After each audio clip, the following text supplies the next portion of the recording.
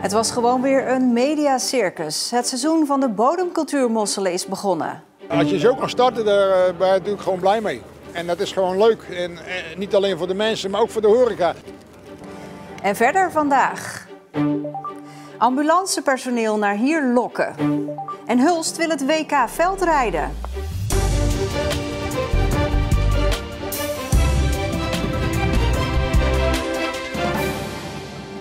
Goedenavond. Binnen een paar jaar moeten er meer Zeeuwse bodemcultuurmosselen op de markt komen. Er komen tientallen extra hectares voor beschikbaar. Dat werd vandaag bekendgemaakt tijdens de opening van het seizoen van de bodemmosselen.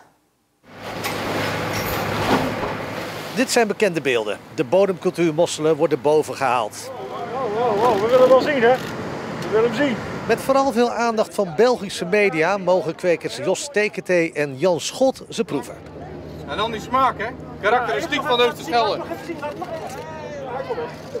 De eerste bodemcultuurmosselen zijn het niet van dit jaar. Een aantal bedrijven zijn al een paar weken aan het vissen, omdat de mossels dit jaar extreem vroeg een goede maat hadden.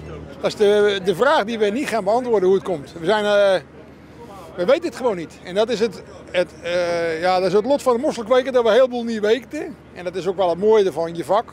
Maar het is gewoon een verrassing van de natuur. Toch was er ook nieuws te melden. De mosselsector krijgt enkele tientallen hectares in de Voordelta erbij.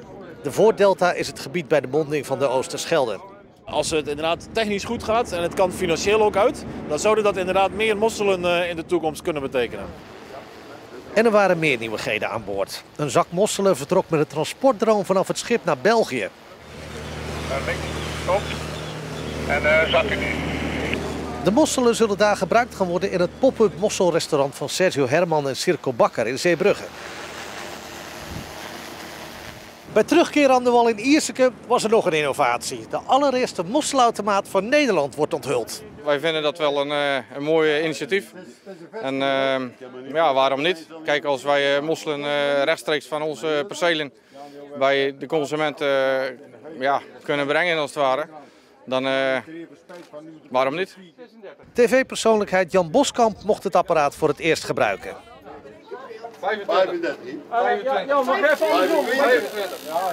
Hij weer veranderd. De mosselautomaat is 6 dagen in de week beschikbaar.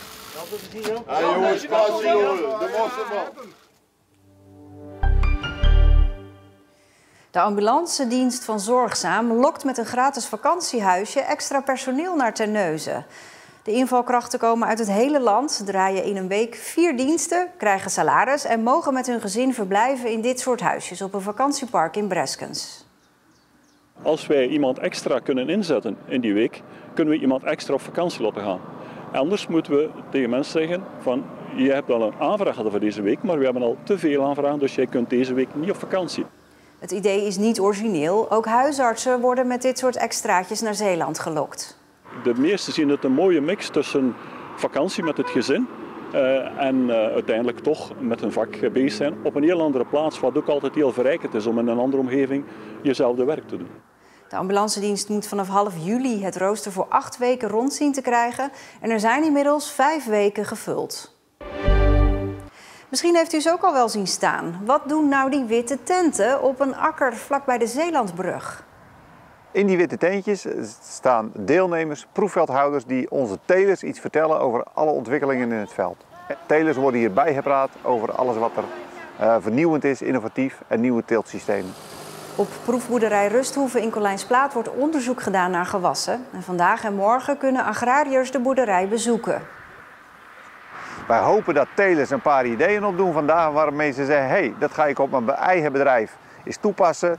Of ik kan dingen anders gaan doen in mijn eigen teelten. En kan ik ook verbeteren of rendement verhogen. Dat hopen we dat we hier bereiken. 2 bussen met Zeeuwse boeren reisden vandaag af naar Den Haag om daar te protesteren tegen het stikstofbeleid van de regering. Ook een stuk of 20 trekkers gingen vanuit Zeeland die kant op. Kees Hansen uit Zierikzee was een van de sprekers tijdens de demonstratie. Volgens hem wordt er niet geluisterd naar de boeren, dus is het hard nodig om weer aandacht te vragen voor de sector. De actievoerders zijn vooral bang dat boeren gedwongen worden om hun bedrijf te verkopen. Maar dat gebeurt nu nog alleen op vrijwillige basis.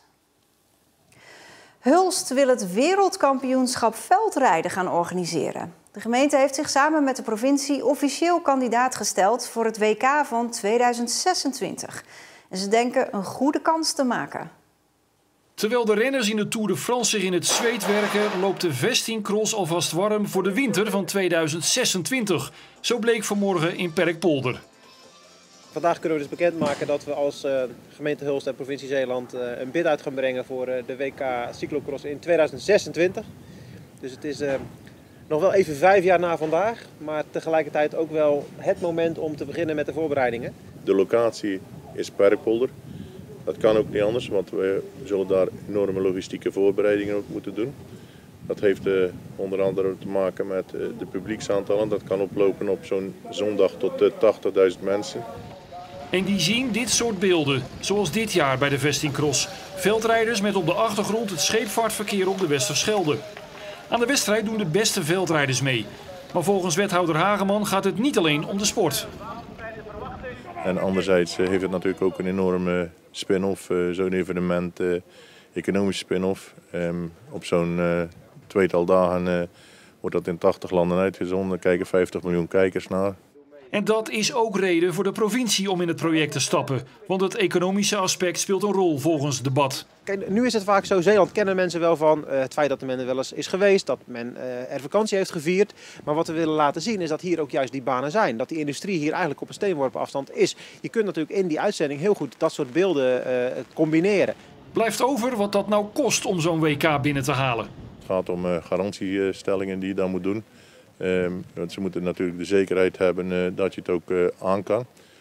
Dat gaat om een bedrag van €380.000 garantstellingen. Dus dat kost geen geld. Je moet die garanties kunnen stellen en dat is geen probleem. En wie gaan daar garant voor staan? Dat moeten overheden zijn, dat eist de UCI. Dat zal enerzijds de gemeente Hulst zijn, anderzijds de provincie en ook nog een deel de organisatie. Er is concurrentie, want ook Italië en België willen het WK naar hun land halen. Maar in Zeeuws-Vlaanderen zijn ze positief. Ik schat in dat we 80-90% kans hebben.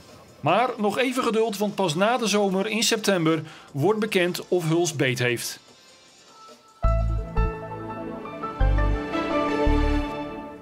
Landinwaarts was er soms vrij veel bewolking, met vooral vanochtend nog een bui. Maar dichter bij zee kwamen er meer en meer opklaringen. Daar werd het vrij zonnig. Het werd 19 tot 21 graden vandaag. Morgen zijn er aan zee weer veel opklaringen en daar wordt het 's middags vrij zonnig.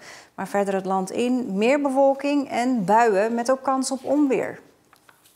En tot zover deze Zeeland Nu. Ik wens u een hele fijne avond. Graag tot morgen.